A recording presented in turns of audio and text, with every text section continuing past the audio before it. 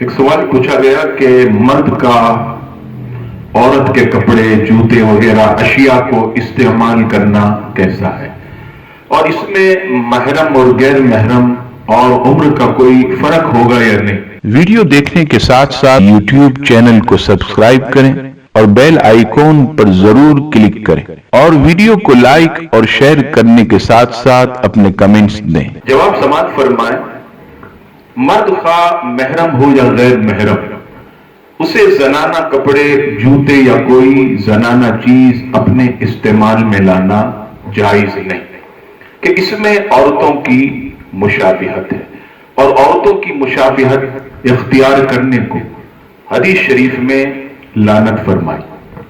صحیح بخاری کتاب اللباس حدیث نمبر 5885، نبی پاک علیہ السلام ان عورتوں پر جو مردوں کی مشابہت کریں فرماتے ہیں کہ ان پر لعنت ہے، اور وہ مرد جو عورتوں کی مشابہت کریں ان مردوں پر لعنت ہے۔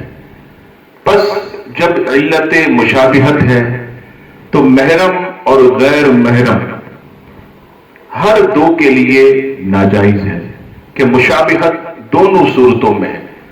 اسی طرح عمر کے جس حصے میں استعمال کیا جائے گا تو تشبہ پایا جائے گا، لہذا بوڑھا استعمال کرے یا جوان دونوں کے لیے ناجائز ہے۔ حتیٰ کہ اگر چھوٹے بچے کو والدین وغیرہ پہنائیں گے تو یہ پہنانے والے گناہگار ہوں گے۔ واللہ تعالی اعلم ورسولہ اعلم۔